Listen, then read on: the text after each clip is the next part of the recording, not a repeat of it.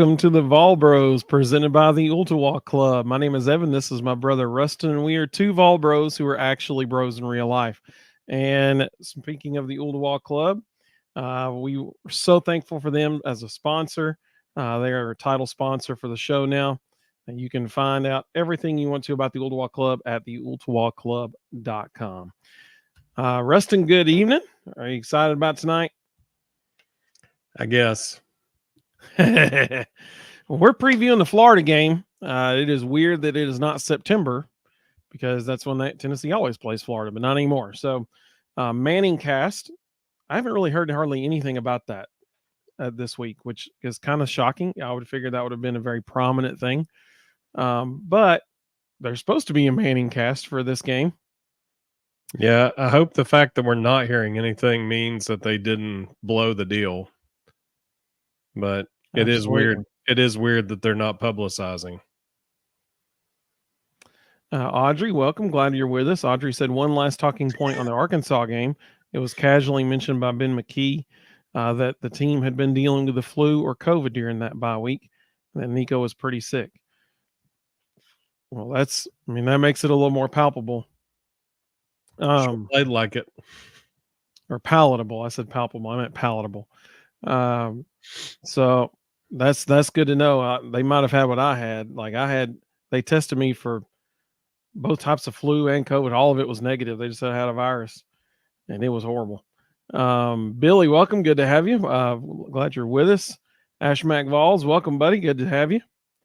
So he mentioned, say that about the Manning cast again. So months ago, probably 6 or 7 months ago, they mentioned that there would be a Manning cast for this Florida game, but that's all they've said. Like, they haven't said anything else about it hardly since. And you would think that this week in particular, they'd be just pumping it like crazy. Not a word. So I don't know what's going on with that. It makes me think they blew the deal because that's something they should be spotlighting pretty strongly, and it's not being talked about at all. Absolutely. Tony, welcome. Good to have you. He said, I'll be there Saturday. That's what I'm talking about. He said, we'll be in the white square. Don't care for the checkered kneeling, but I'll play along. It is pretty awesome. Rustin and I were at the very first checker kneeling game. It was also, which was against Florida. It was really awkward because I wore blue. Yeah. And then we were also in a white section. Kudos to Spencer Barnett from Cleveland, Tennessee, for essentially being the person that organized the whole checker kneeling movement. This is checker kneeling this weekend, so it's going to be an awesome sight. Audrey said, I said that they were playing with a hangover. Absolutely. I hope that's exactly what was going on, and that we don't see that again this weekend. I agree, Audrey. Billy said, hope the Vols learn their lesson from last Saturday and be better for this one. Amen. Totally agree. Tony said, maybe we can score 30 Saturday. I hope so. I really do. Robert, welcome, buddy. He said, hello, bros. Hopefully we win. That is the hope. Absolutely. Ash McVall said, maybe there'll be a surprise in the booth doing play-by-play. Maybe. There's always a chance, but it was supposed to be Peyton doing this one, and then Eli either this week or next week doing the Ole Miss game. Tony said, I've been to 2 checkered kneelings. I like the orange out much better. I understand that.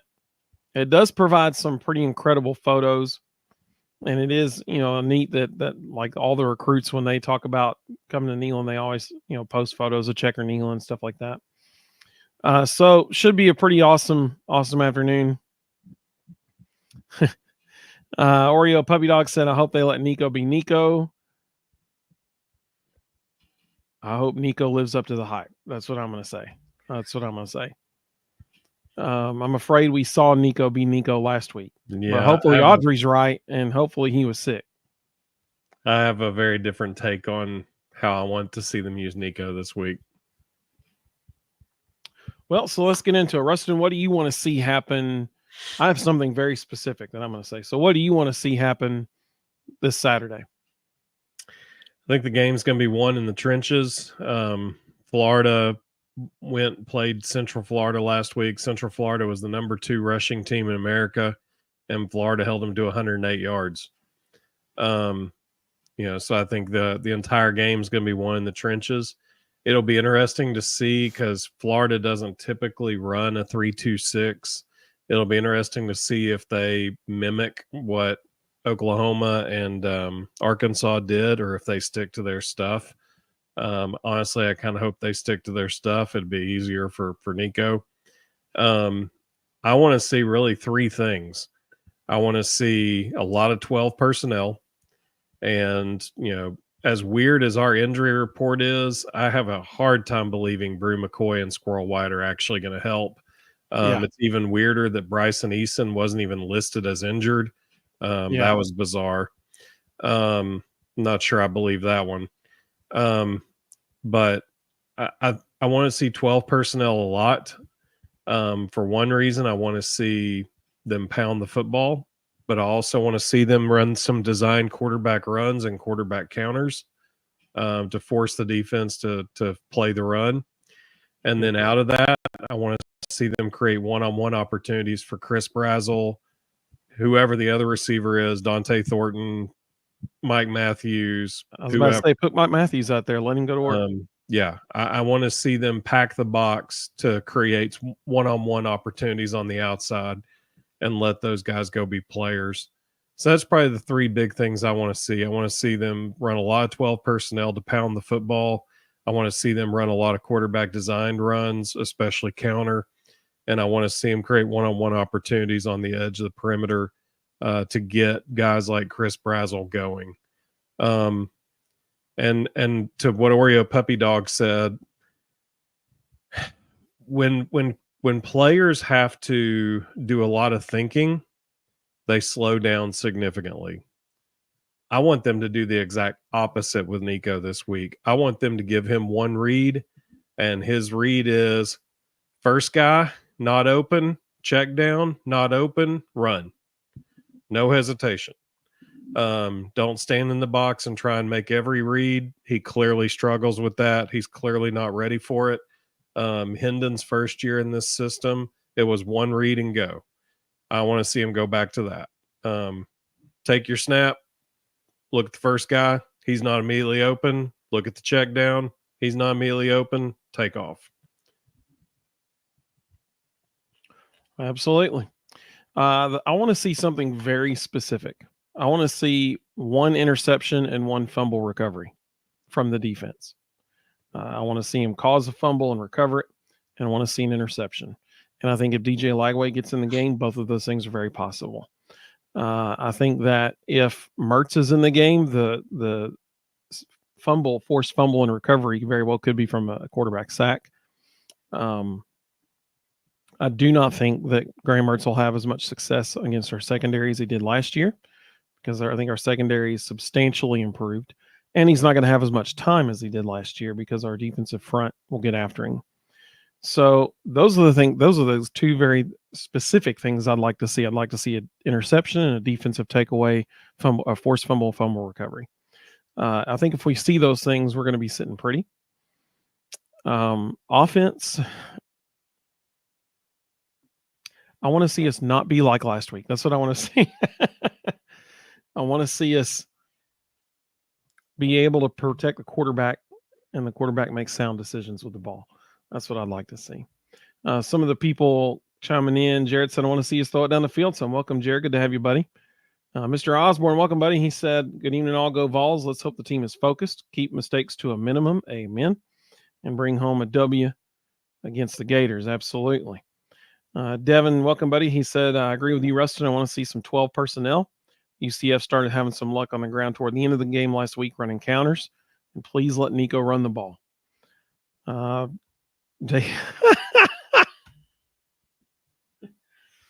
Okay, I like this name. This is a good name. Dave Hooker's burner account. That's fabulous, actually. He said, serious question. Should Tennessee take a look at Diego Pavia? I know how we're recruiting, but man.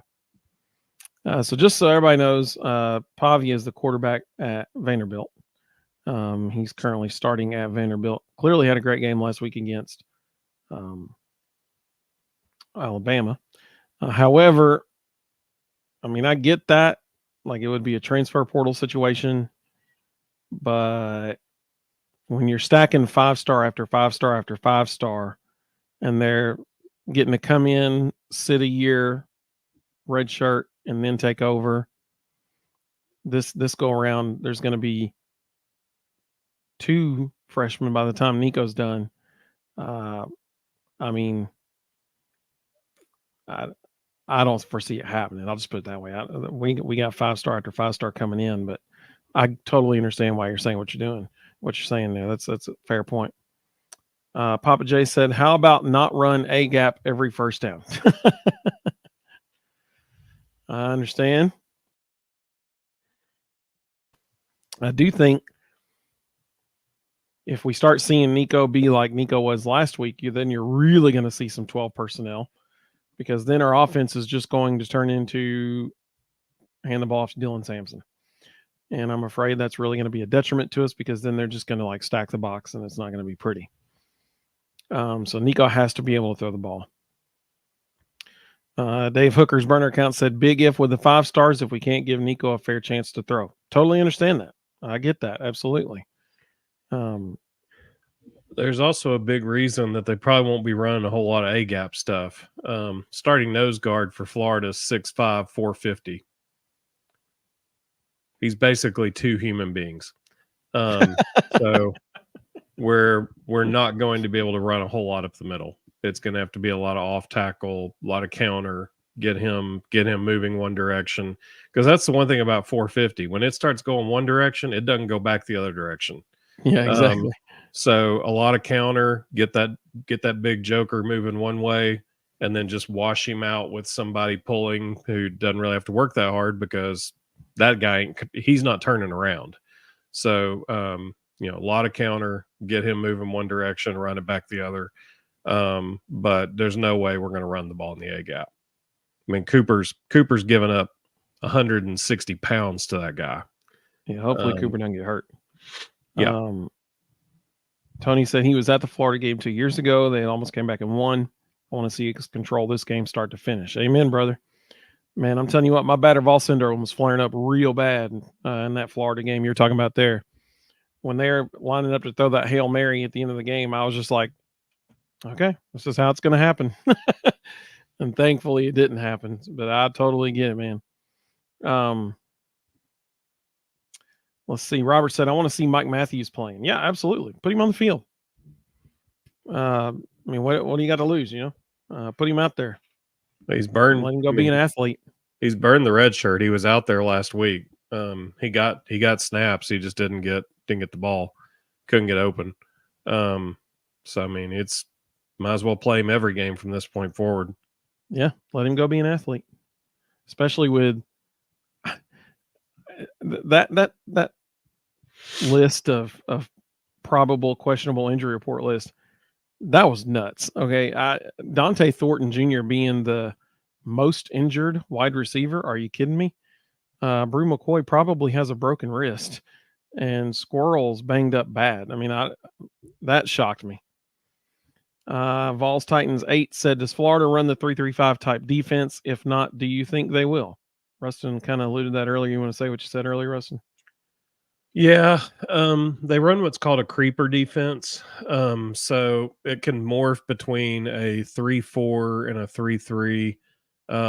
It'll be interesting to see if they go 3-2-6. That's not typically how they like to run that. They like to run a 3-3-5 and let one of the safeties walk down as an extra linebacker. So it almost appears to be a 3-4. I could see them running a lot of 3-3-5 and staying in their base stuff, because it's fairly similar to the 3-2-6. It'll be interesting to see. Armstrong doesn't typically like to jump into the dime package, which is the 3-2-6. So it'll be interesting to see what they do, if the last 2 weeks convince them to run more of that. But honestly, they're not very good at that. So I think he'll probably stick to his base stuff, which would be good for Tennessee.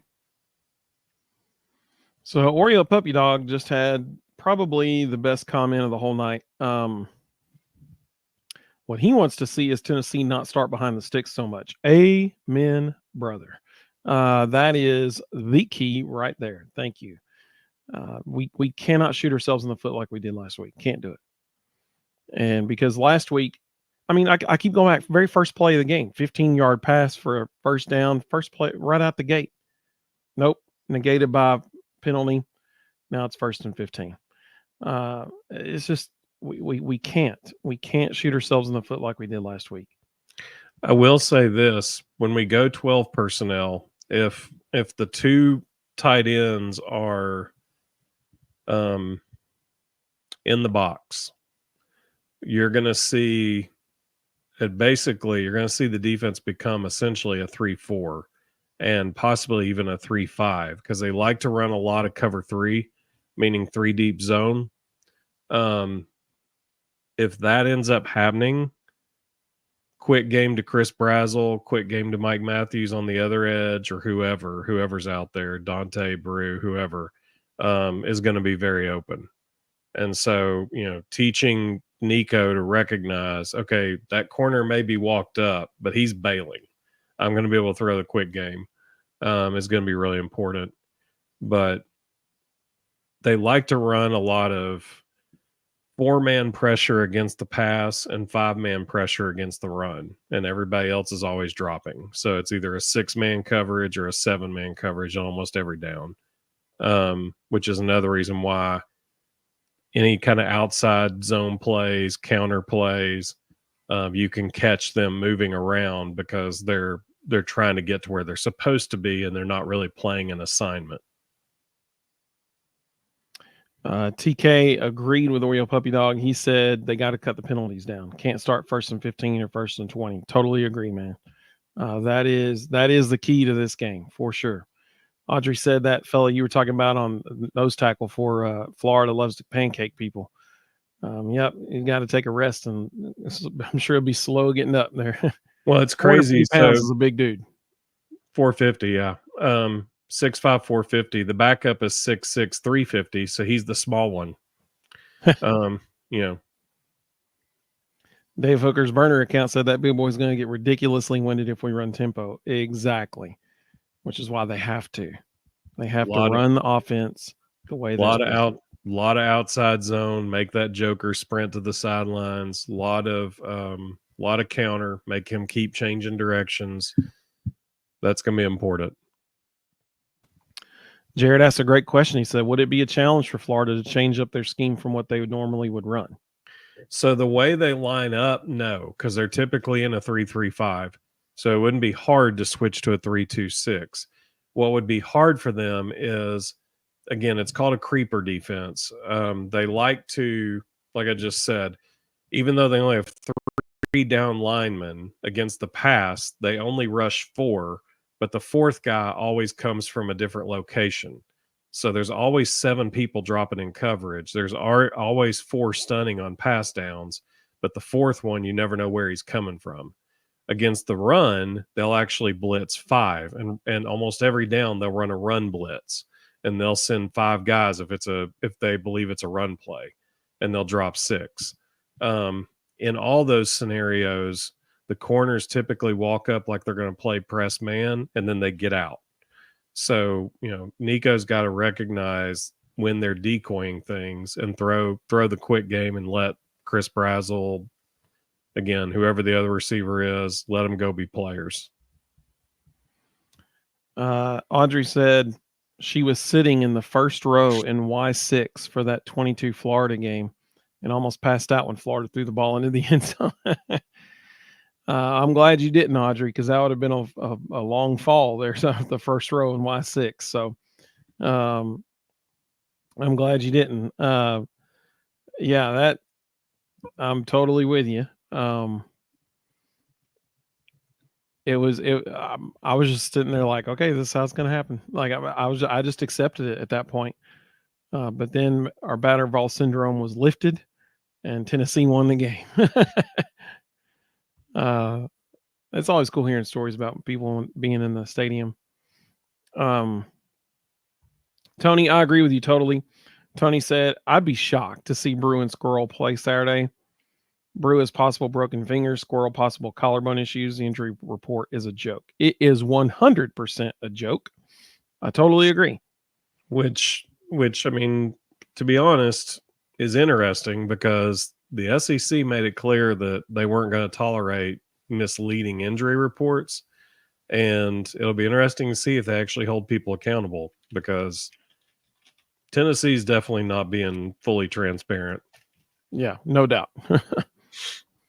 Sam, welcome, buddy. Sam said Florida's better than it originally looked like they would be. Texas A&M is a good team, and so is Miami. Because those are two losses on their schedule that and he's right for sure.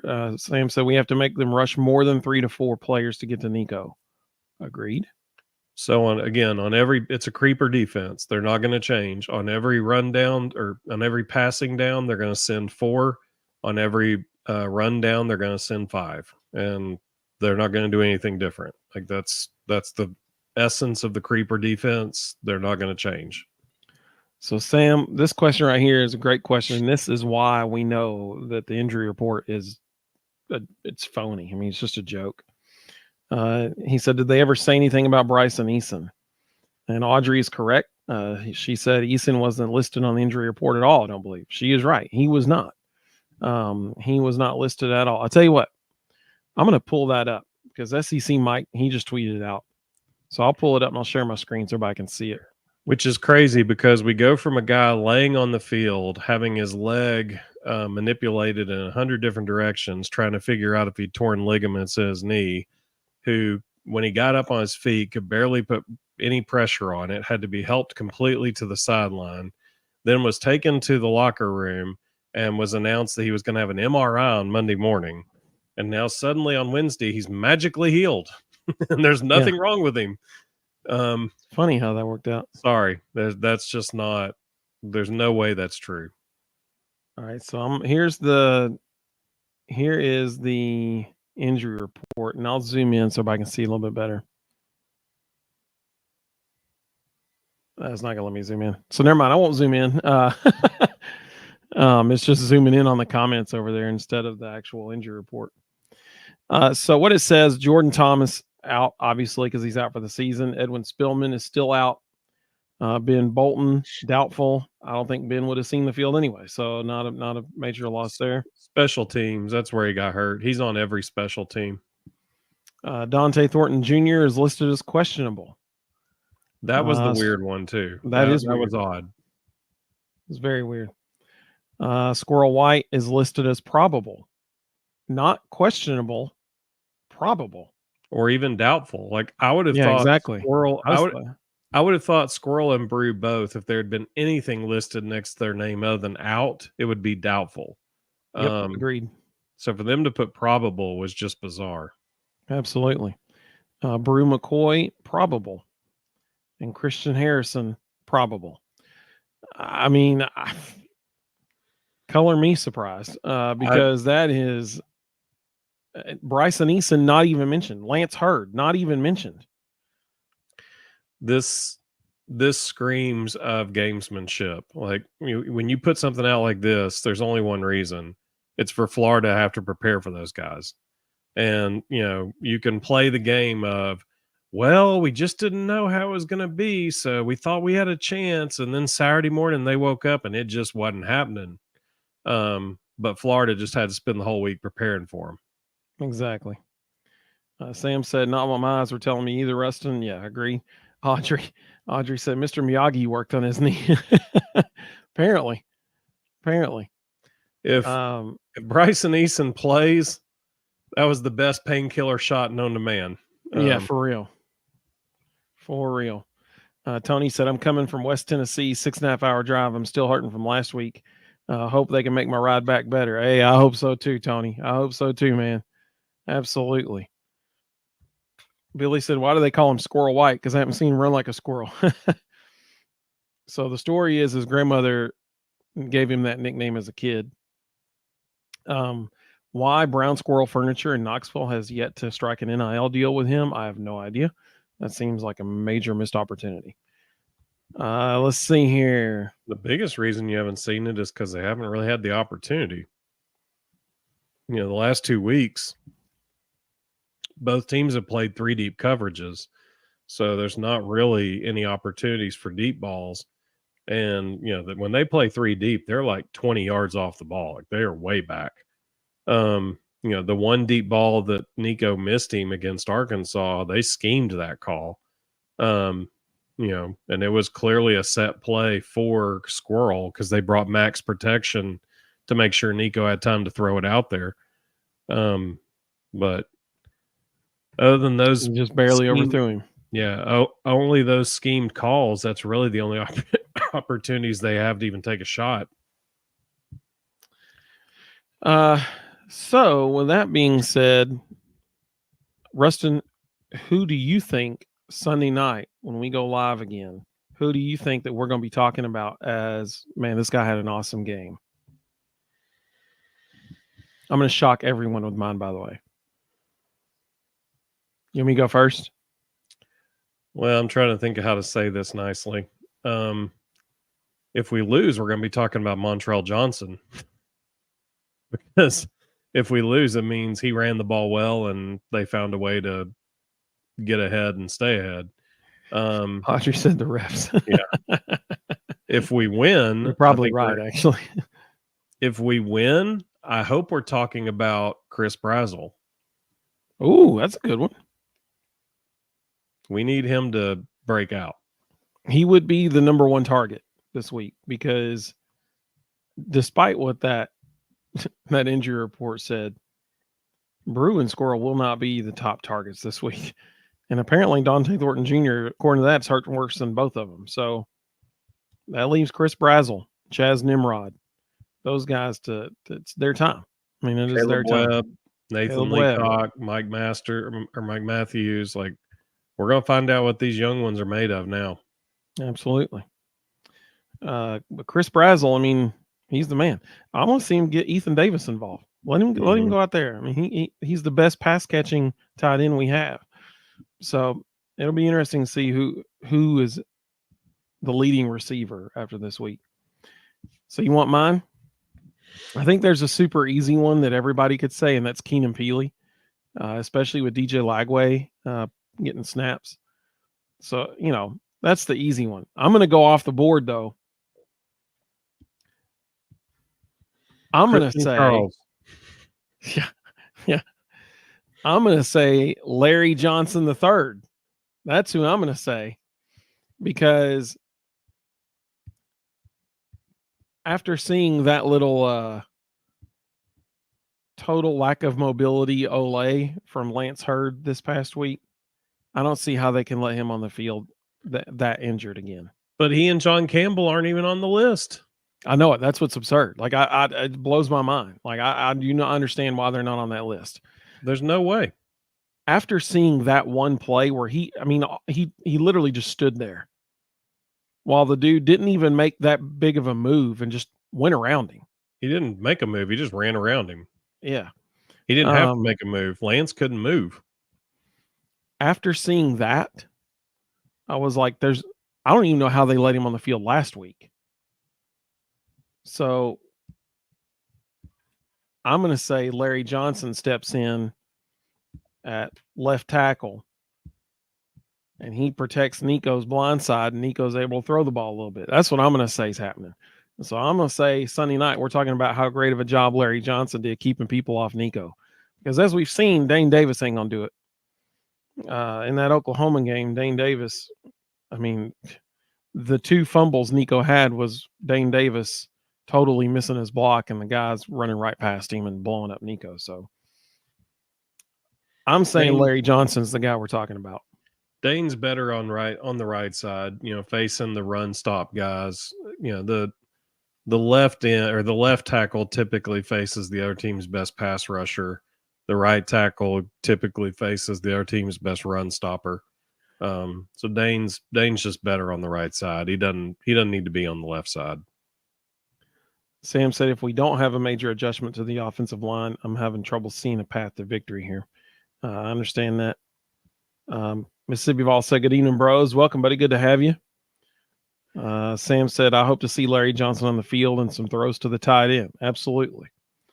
Like I said, put Ethan Davis out there. The kid's an athlete, man. Let him go be a threat in the passing game. Sam said, I see us going as our offensive line goes. Absolutely. 100%. Tony said, coming to the Bama game as well. Man, that's awesome, Tony. He said, I hope they give me reason to be excited for that game. Amen. He said, don't feel good about that one at this moment. Check back with me next week.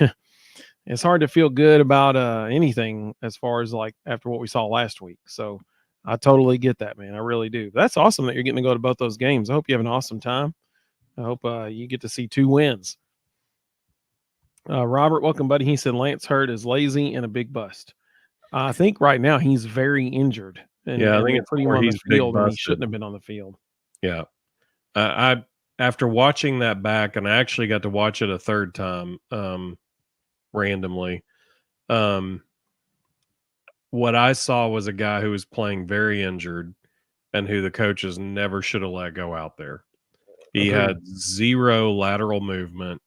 Guys were just running around him all night because he just couldn't move. Now, does he take plays off? Absolutely. He is a little immature and he takes plays off. But the large majority of the issues he was having were not taking plays off. It was he just couldn't move. And so that's, in my opinion, that's as much on the coaches as him. Like, he never should have been out there in the second half. And that's why I'm shocked that he's not listed on anywhere on that injury report. I mean, it just blows my mind. All right. Last question, biggest question. I don't understand that question. When is L? When is the? I'm not sure. Sam said, I'm not going to call our players lazy, but our coaches need to give some of the younger guys a chance. Yeah. If they can't move, absolutely. I mean, Lance literally, he couldn't move. I mean, like the guy just literally went right around him and he was like, well, okay. All right. Multiple times. Yeah. He got lucky. There was a couple of plays, watching it back again the third time, there was a couple other things I noticed that I didn't notice the first 2 times. He got lucky a couple of times. He totally whiffed on inside blitzes because he just couldn't get there. He was too slow. And Nico just happened to bail out to his side. And so essentially Arkansas blitzed themselves out of the play. But if Nico had been in the pocket, he would have given up 2 or 3 more sacks. Yeah. He does not need to be playing if he can't move. That's the bottom line. Can't afford that. Alpha Man said, when is Ellerby start getting his line that he recruited to play well? I think they already are. I think they're there and he's very comfortable with them. I think he's just an old school offensive line coach, and old school offensive line coaches play the oldest guy because they feel like they've spent the most time training them, teaching them. Somebody's probably going to have to force him to play some of the younger guys because it's just not his personality. And I mean, and let's be clear, Lance Hurd is a redshirt freshman. So, I mean, like he's a young guy. Vols Titans 8 said, where is Heupel's offensive line recruits in the 2 deep? Davis seems to be the 2 deep after every starter. He is. Yeah. Same reason. He's a 6-year senior. Glenn Ellerby's going to play the old guys. It's just he's an old school offensive line coach. Robert said the younger players need to see the field and get some playing time. I mean, I agree. They need to get some playing time. Alpha Man 06 said so he wouldn't have played Trey Smith. I think that's an exception. A little bit of an understatement. There's no Trey Smiths on this team. Yeah. I think that, like I said, I mean, they are playing. They're starting a redshirt freshman right now. And what we're saying is he doesn't need to be starting because he's injured. He's hurt. We're going to have a first-year starter at almost every position on that line next year. Yeah. So be careful what you wish for, because the next year's offensive line is going to be a little rough. Yep. Sam said Campbell's supposed to have his knee drained weekly in order to play. I challenge anyone to play through this. He is injured. Yep. And he was busting his tail last week too. Yeah, he was playing hard. It's a bursa sack. It's painful, but I'm sure he's not just having it drained. I'm sure he's getting a special magic shot to go with it. Yeah, for sure. Now, Sunday and Monday, I guarantee he feels it. But, on Saturday, it's probably feeling okay to him. Audrey asked if it was his burst of sack. It is his burst of sack. Yep. So it's the moment of truth, and y'all let us know in the comments too what your prediction is. Rustin, what is your score prediction for this Saturday? Terrifying. Honestly, like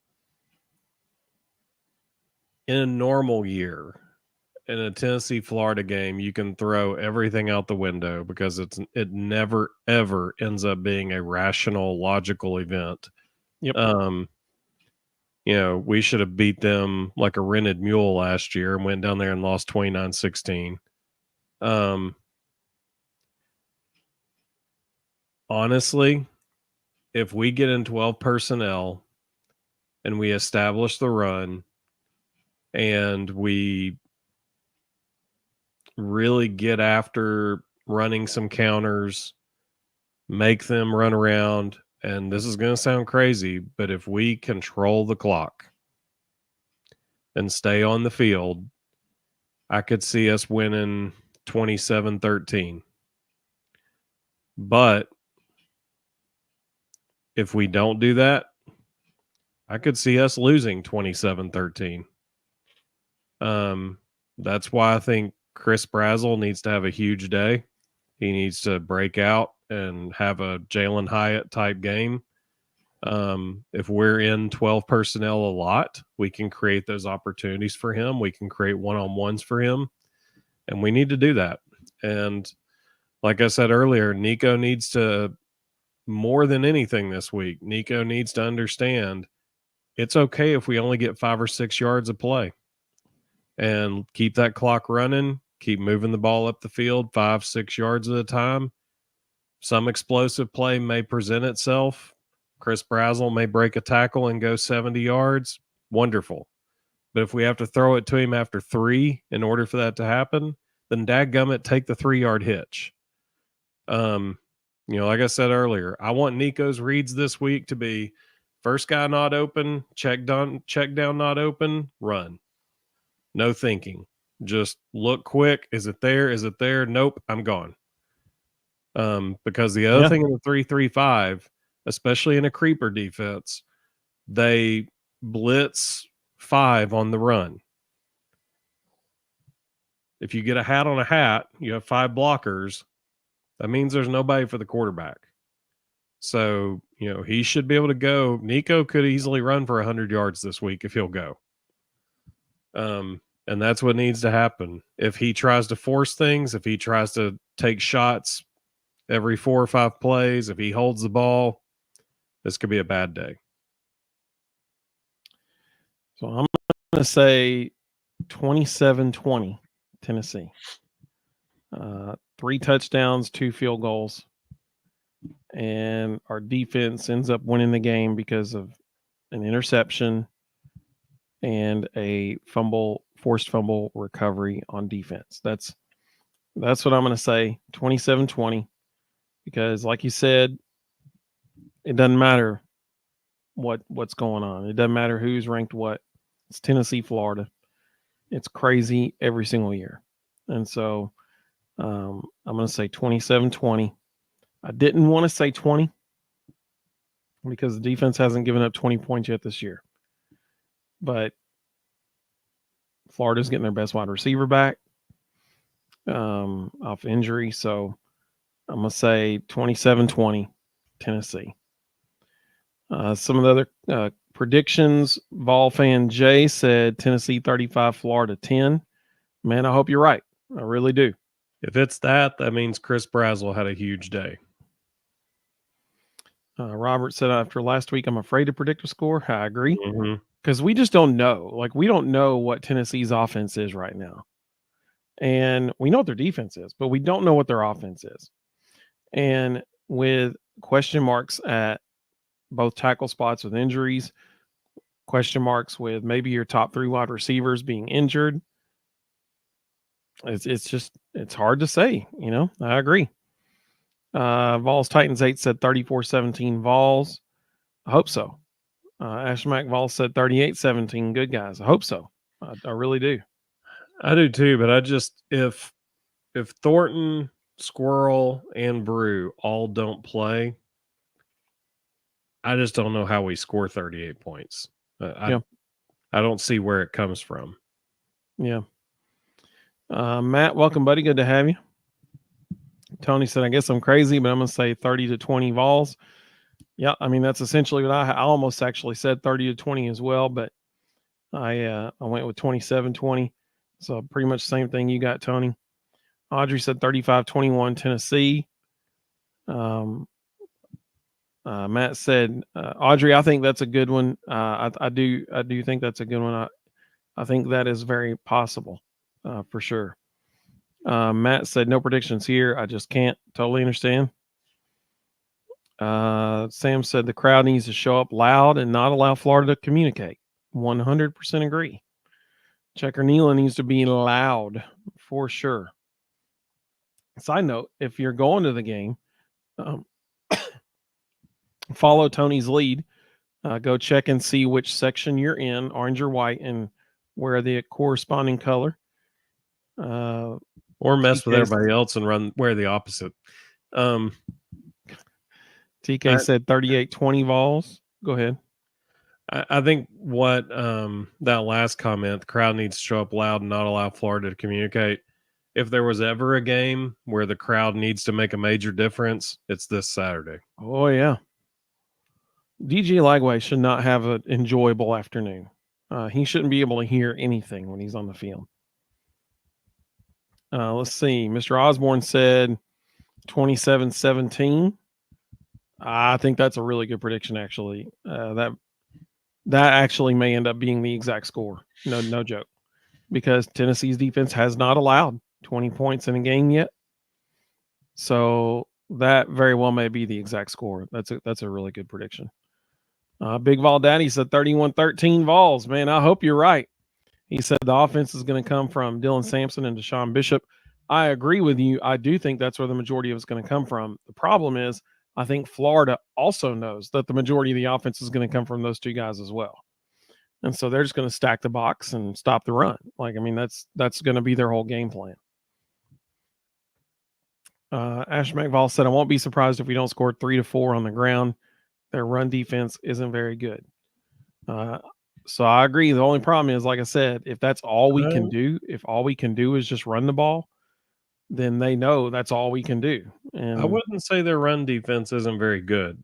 Last Saturday, they played the number 2 rushing attack in America and held them to 108 yards on the ground.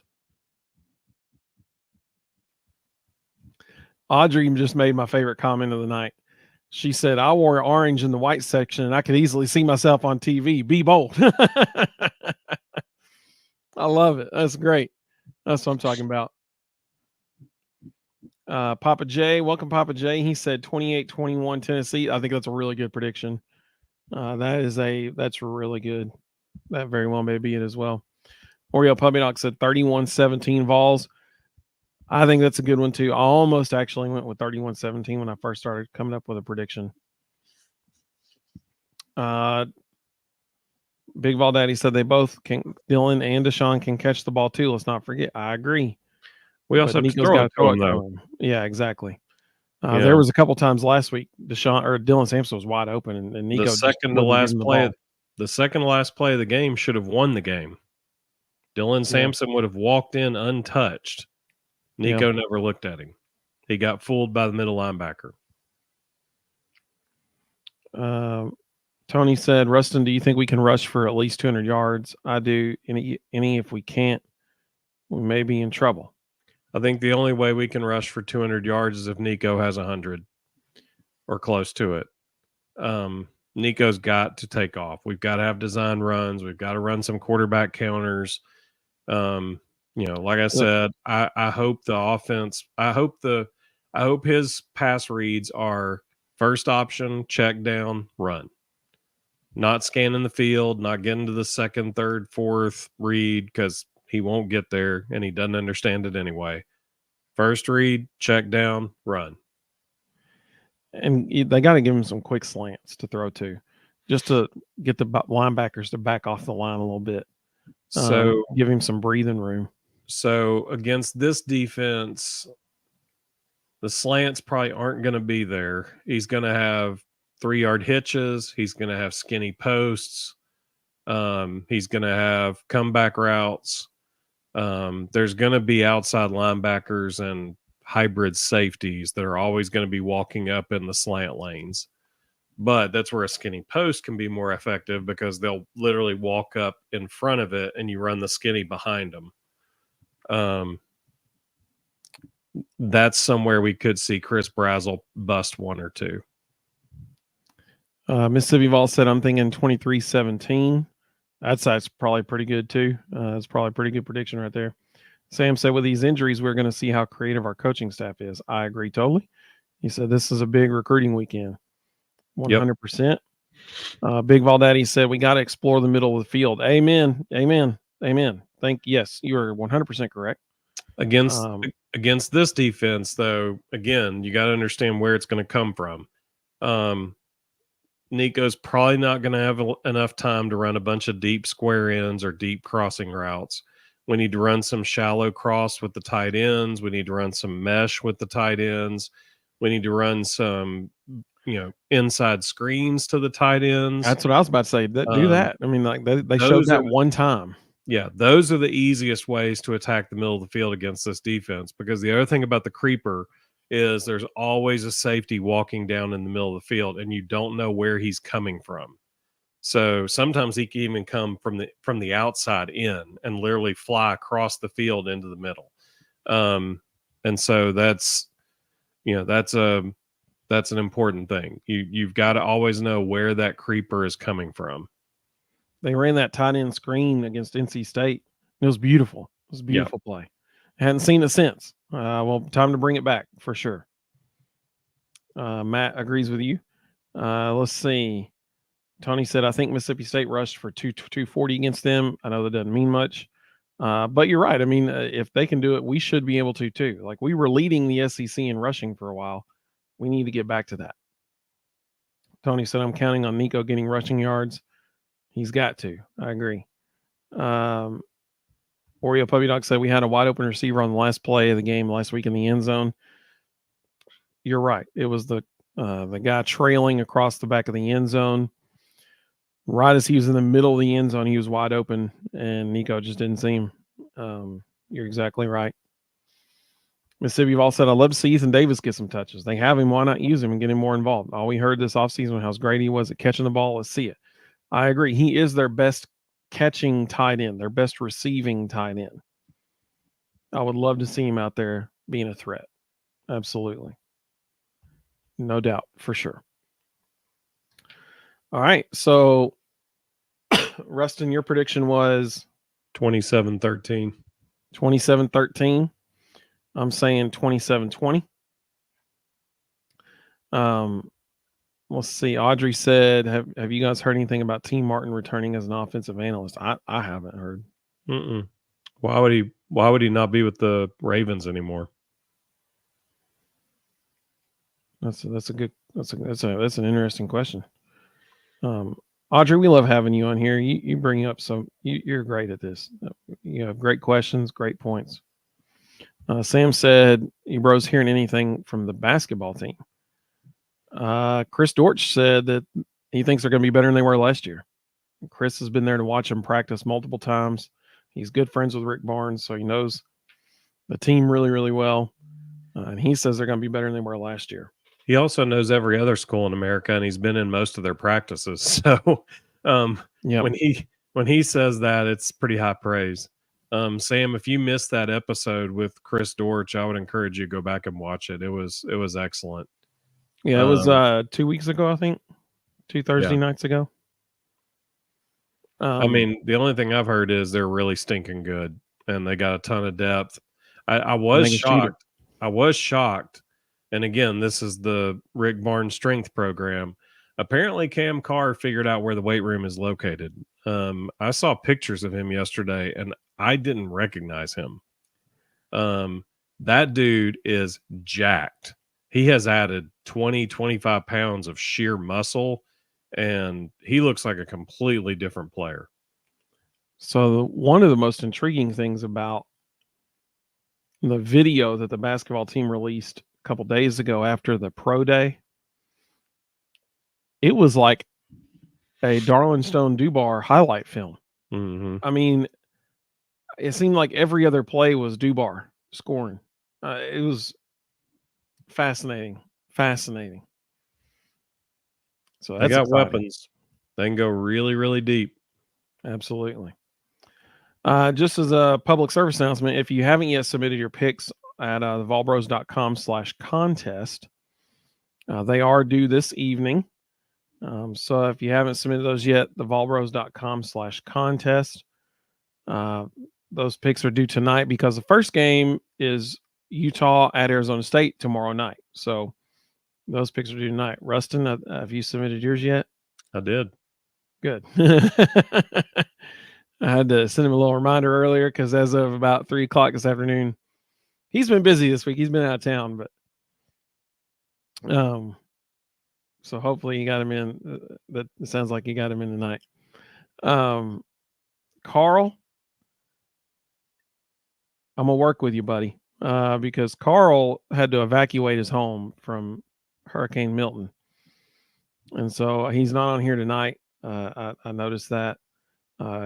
I doubt he has power because he lives literally where the storm made landfall. So, Carl, we hope you're okay, buddy. Whenever you do see this, I know he evacuated and went down south to avoid it.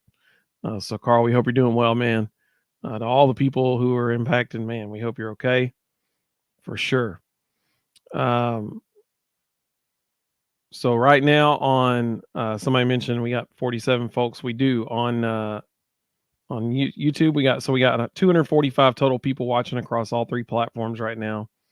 We got 48 folks on YouTube, 197 on Twitter or X. Sorry, I'm always going to call it Twitter. Elon's house. I think we yeah, should all start calling it that. There you go. Audrey said, "Here's a betting tip for everybody: bet the opposite of her, and you'll get rich." I love it. That's great. Bobby, welcome, buddy. Good to have you. He said the Chris Dortch episode was fire. Watched it 3 times. Go Big Orange. I appreciate that very much. If you want to get pumped up about Tennessee basketball, go watch Chris Dortch talk about Tennessee basketball because it will pump you up, man. Oh man, I'm sorry, buddy. He said his mom's house in Palm Harbor got hit again. Man, I'm so sorry about that. It's horrible what that thing did. Still 2.9 million people without power. 3.3 million this morning. So 400,000 folks were regained power, thankfully. The videos of the roof getting ripped off of the Rays Stadium was unbelievable. Yeah, that was wild. That was wild looking. Sam said, I saw the episode of Chris. That was great. Glad you bros are so connected. Hey, we appreciate that very much. Thank you. Appreciate that. Chris, he was a pleasure to have on. And he wants to come back, which is even better. Tony said, Rustin, how would you defend Florida, basic or aggressive? So, again, I think if we lose, it's because Montrell has a huge game. And so I think it's crucial, whether it's DJ Lagway, Montrell Johnson, whoever, I think it's crucial that we stop the run. They really, I'm sure I need to knock on wood for saying this. They really only have one wide receiver you need to be worried about, and that's the guy that's coming back from injury this week. So you can lock Jermod McCoy up on him and just play him straight man, maybe give him a little safety help over the top, but you can commit everybody else to the run. And I would say load the box, eliminate the run game, make Graham Mertz and DJ Lagway beat you with the pass, and see what you can pull off. But you've got to eliminate the run game. Audrey agrees. Got to eliminate the run game for sure. Well, we really do appreciate everybody joining us. I'll be curious to see what ends up happening tomorrow and the next day about the Manning cast that was supposed to have happened this weekend. We have not heard a single word about it in a long time. So hopefully we do hear something about that because that was really exciting when they mentioned that. Sam said, nothing like a contest to bring me back to reality and realize how good of a prognosticator I am. Since I'm leading for the first time since we started this thing years ago, would be totally fine if everybody just decided to go ahead and concede and drop out for the rest of the season. You want that Alumni Hall gift card? I don't care what the facts are. I just want to say I won. So, whatever, don't let the facts get in the way of a good story. Volstein said, great stuff, guys. Going Orange. We appreciate that very much. Bobby said, learn a little about the bros during the Dortch episode. Would love an episode where you all talk about your most interesting experiences. I appreciate that. Yeah, you can get a good story about me dislocating my left shoulder playing golf in that Chris Dortch episode. Mine are all just Bruce Pearl illegal activity. Like that's my entire storyline. Tony asked, y'all going to any games this year? Would love to meet y'all. Man, we'd love to. That's a great question. If our schedule can work it out, we're going to try to make it happen. So if that does, we'll let you know. We love to meet people at the game. Absolutely. It'd be good. Sam said Ruston or Erod and Vandy to the championship. Actually, I picked Kentucky to beat Vandy this Saturday, so that would end their championship run. Hey, how amazing is it that the Vanderbilt at Kentucky game made the list of the 10 best games of the week? How amazing whole new world is we're it? Living in. How amazing is it? Let me pull up the exact number. How amazing is it that Vanderbilt can go out and pretty much beat Alabama in every phase of the game, and the very next weekend they are, I was surprised at the number, 13.5-point underdogs to Kentucky. No respect, man. You go beat Alabama, and then the very next weekend, you're a 2-touchdown underdog to Kentucky. Yeah. I would be ticked off if I were a player at Vanderbilt. I'd be ticked off. Well, we do appreciate everybody joining us. Like I said, we got 243 folks watching right now across all 3 platforms. And so we're glad you're with us. And we hope all of you have a great, great evening. Carl, whenever you get to see this, buddy, if you do, we hope you're okay, man. Hope your house is okay. So we hope all of you all have a wonderful evening. Go Vols, same time, same place, Sunday night, 9:00. Hopefully, we're going to be talking about a victory. That's the hope. So we hope all of you have a great evening and a great weekend ahead. Go Vols.